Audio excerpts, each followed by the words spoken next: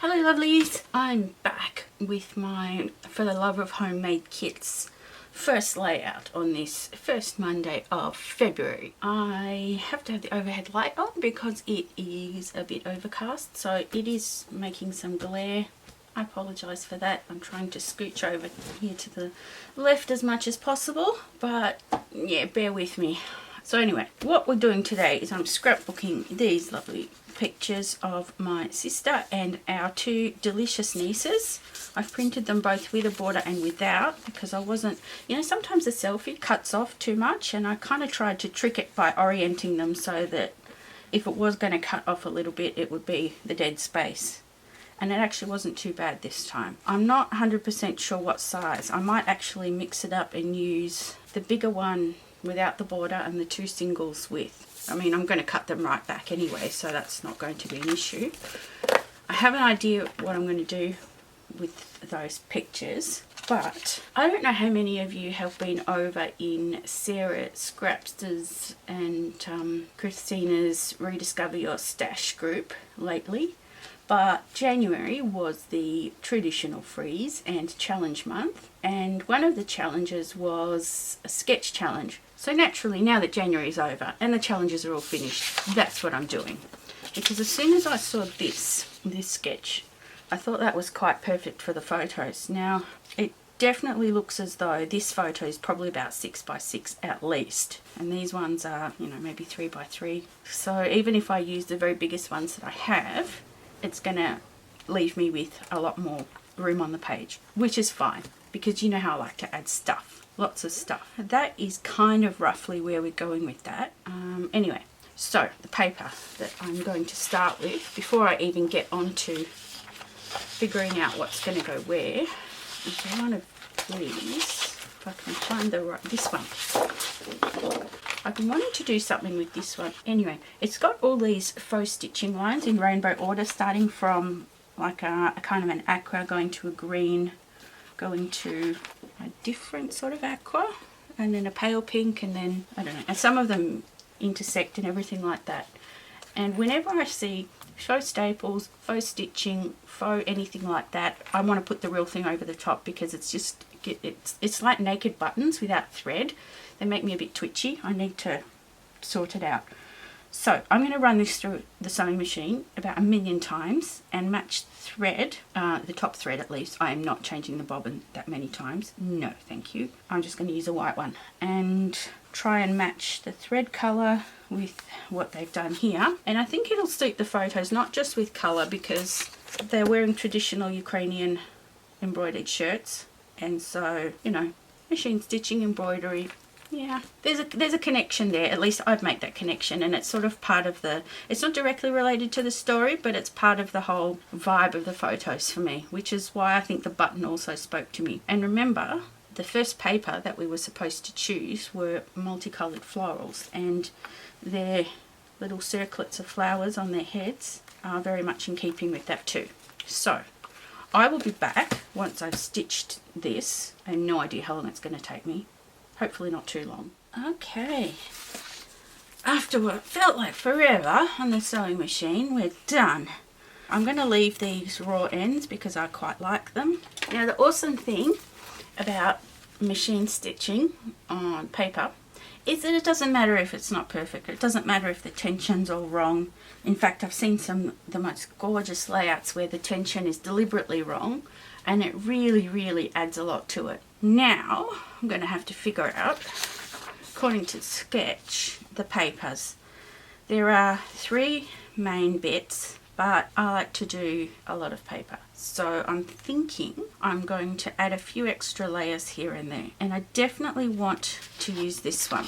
That's about all that I know so far. As far as which one of these 3, maybe here, across here, and then some sort of tone-on-tone ones with these similar sorts of colours. I have trimmed down my photos. I will mat them on something. They're not matted here on anything, but I think they need it. I'm thinking white cardstock, and that will hopefully bring in the white from the background into the foreground and help the photo stand out a little bit. I guess I'll see as I go. I think I'll start by cutting this one and then I'll figure out the rest, because on the back it's got this sort of yellowy orange, and so I think I might want to use a bit of that too. I thought maybe some of this green, but I really wanted to use some of this red with the sort of, I guess it's kind of like bunting. It just gives it that sort of folksy, slightly festive looking feel. So I might try and add a little bit behind, say, one of these, and I'll start with that big floral and then I'll work my way back. But the only thing I'm conscious of is the value of these and that other paper is they're all kind of the same, so it needs something quite a bit lighter to break it up. Okay, let's do that. I better put the photos aside before I lose them. That is 12 inches. That looks like it's about 3. Maybe it's 4 inches. Okay, I'm going to cut it at 4 inches, and then if I feel it's too big, I'll bring it back down to 3. Probably a little bit smaller than what I would have liked it to be, but no, I'm not going to cut it again. It'll have to do. Alright, now if I do this big square in this orangey yellow colour and then see what I'll put in the background. Yeah, that's much better. I brought it back down to 6. Okay, I ended up cutting this one down to probably 6 1/4, and that way I'll just stagger it. I usually like to do mats in 3s, so I'm feeling like this needs something else. This one I'm reasonably happy with, except maybe this now I've cut back too short. But the issue I had with that is that I wanted a little bit of that bunting stuff to show. So it would sort of look like, if that's the sketch,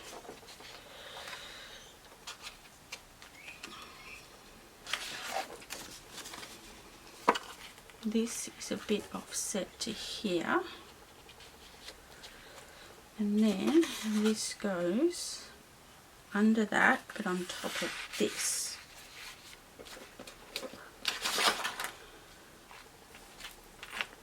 I like that the green separates the yellow from these bits, but it doesn't look so great on this side. Thinking we might just need a little something in there, maybe something to pick up on this pink, because it's ever so slightly picked up on here. Yeah.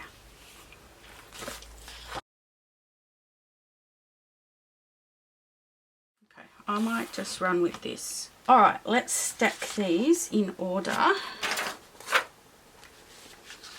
And I'm going to attach, I think, this one to here first, and then I think I wanted the pink bit at the top. Yeah, okay.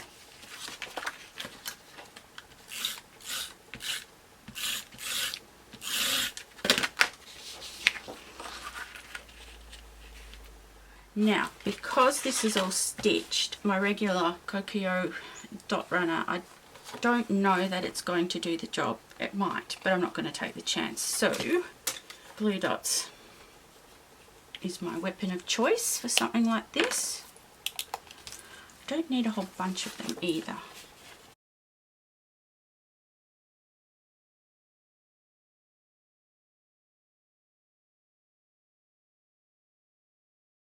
Yeah, that ought to do it.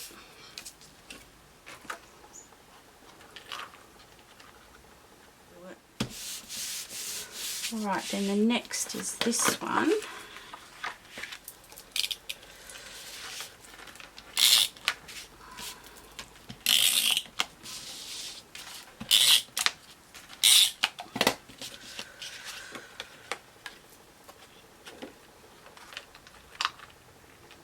Which goes, I'll put this, why don't I put the sketch here so you can sort of see it. Sort of is better than not at all. Yeah, how's that? It overlaps this just slightly. I'll just leave it like that. Okay, now this stack. So I'm going to glue them together and then stick them to the page. So we wanted that one to go this way. Thinking I might even want to cut this one back just a little bit. Grey maybe.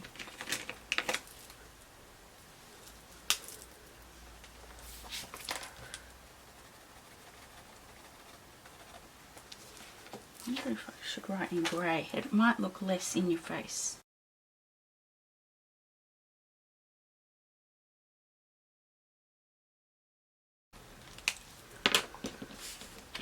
Okay, it's not fantastic, but it's going to have to do now that I've done it. Ink. I'm going to go heavy-handed on the ink for this because it's going to be white on white. I think two sides are pretty much going to be tucked. Now the question is, where are we going to tuck it? Now I suppose this is as good a place as any, and it's not covering. As long as I get it not to cover any of the writing, I'm just going to run with it. Because there's still a lot to do.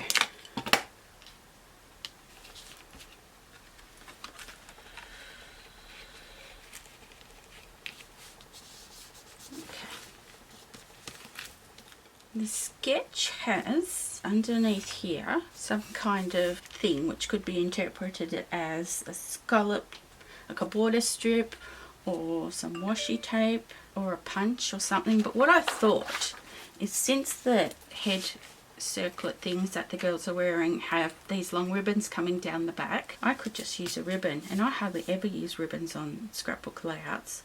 So I think I might do that. I'll stitch it down to tie in the stitching again, just with white this time, and I will see if I can continue it somewhere, put a little bit somewhere up here for continuity. So I think that might be a good time to do it before adding in thickers or anything else. And I've got a wider one in a sort of aqua colour. Now this blue doesn't match this blue. It does, however, match the blue in the photo, but I don't want to bring in yet another colour, so I'm thinking I'm going to have to run with the white, which is fine. It'll be subtle, and I'll just make sure that when I put it in some other place, I'll just have to make sure that it's somewhere that it will stand out. Okay, so I'm going to go back to the sewing machine very quickly and stitch that down. Stitch down rickrack in 3 spots. I have pre-fussy cut I could only get 2 full-sized blossoms out of the scraps of that lovely floral paper. I hope I use them, because I'll be really sad if I've decimated it for nothing. I've got a few little ones I can still use, and I'm thinking if I get a small heart punch, I could punch out some of these blue hearts, because I would actually really like to bring some of that blue up here. I'm going to get the title down. Out of the thickers that I had in the kit, not those, not those, not those. It's going to be out of these 2. And I'm leaning towards these because that soft pink's quite perfect. And if we sort of start to go all multicoloured, we're really a bit crazy on the colour anyway. And I am going to want to have a small alphabet as well. Maybe this one. It's in a cream, but it's not a super dark cream, because yeah, that'll give me a scripty font. Give me this one in block letters.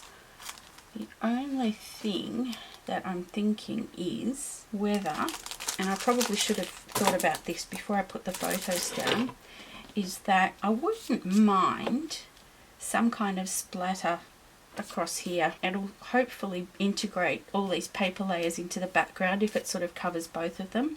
Rather than using mist, which I could do, I thought maybe I could slightly water down some of the acrylic paint, because remember, that's part of the kit this month. So I'm going to have a rummage and see. I think gold might be nice, and gold looks really nice again on blue. Not that, you know, there'll be a lot of spare blue space, but anyway, I'm going to give that a try. Yeah, so I think this one, I'm just going to,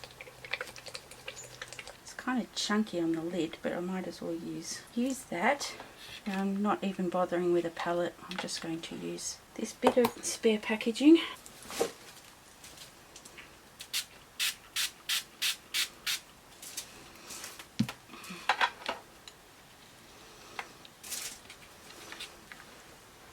Oh yeah, I probably should cover the photos, shouldn't I?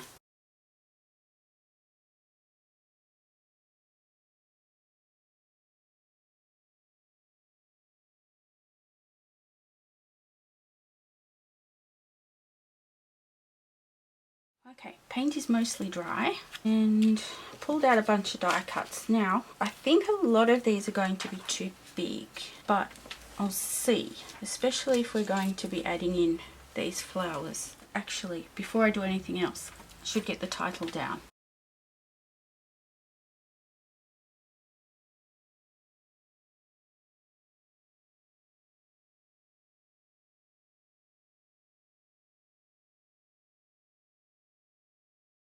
So the question is, what do we do about the word girls? Because it's the infamous American Crafts chipboard. I'm thinking just run it through the sewing machine just quickly, because we've used it everywhere else, so why not? But as you can see, it does sew just fine through chipboard. That's not to say you definitely won't break the needle, because you definitely do sometimes. I'm thinking that a lot of these are going to be too big, which is sad. But this was cute, and that's that same pattern, and we could bring it somewhere. Maybe there. I'm just going to start making decisions. I'm going to grab a bit of twine for this. I have a bit of white twine. Got this little guy here. Blue dots, since it's going against the background. There we go. Now, I pulled out some of these critters because, I don't know, they kind of remind me of when I think of, you know, Ukraine and, you know, the forests, and because the girls are wearing the national costumes, the national dress. I thought some of these critters might be a bit cute. The red's actually a really good match, which is not surprising because it's the Dear Lizzie. I don't know if it's from the same collection, but okay. So where did I say I was going to put these embellishments? So that's cute, and that's got the embroidery thing.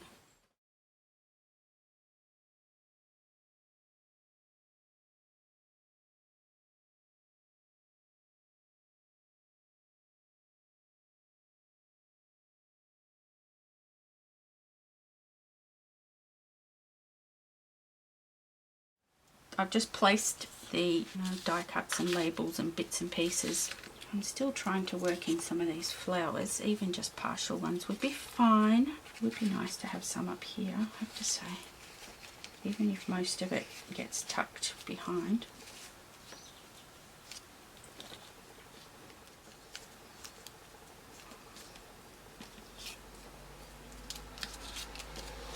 I think putting a label behind that is actually a good idea. I'll just chuck that one there, just to get an idea of what that's going to look like. And I want this guy somehow.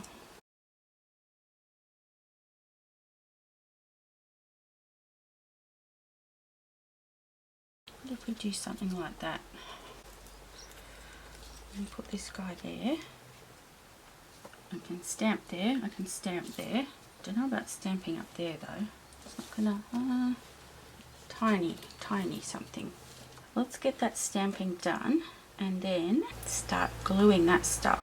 So the stamping unfortunately ended up mostly out of the frame. I just cut it out of the video, and I'm just arranging all the little bits in the 3 areas where I had just placed the die cuts, and trying to get them just exactly the way that I want them to look, and adding pop dots where I need them to.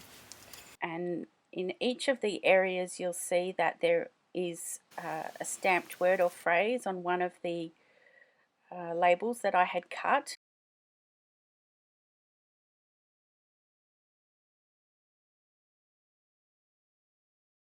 Okay, so that is everything stuck down that I have so far.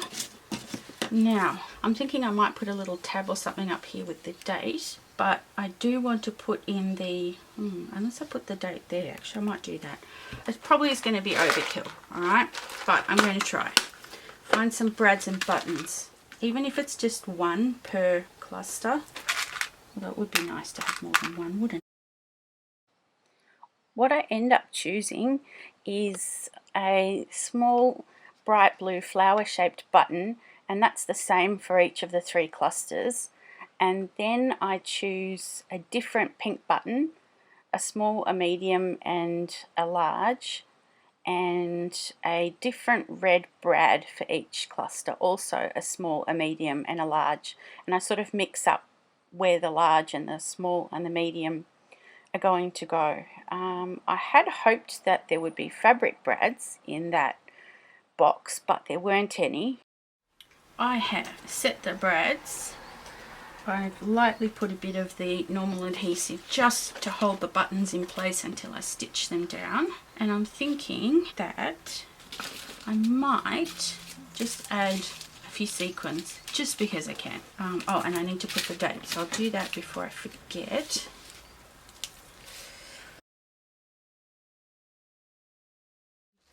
I think I'll run with white sequins.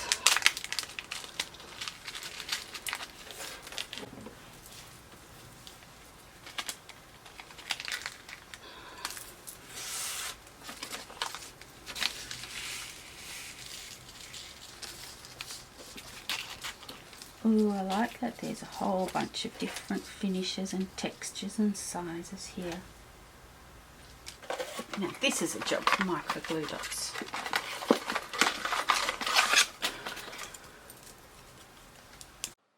I end up putting 3 sequins in each cluster, 2 larger white ones and 1 smaller one in a different sort of a finish. Thank you so much for watching, and if you want to see still photos of the finished layout, be sure to head on over to my blog post, which I will link up, and by which time I will have stitched down the buttons and all of that good stuff. So thanks for stopping by, and be sure to check out all the other girls and see what they've made with their kits. And if you want to see more of the same, come back next week and see what I make for layout 2 of February's For the Love of Homemade Kits. Thanks again, and see you around. Bye!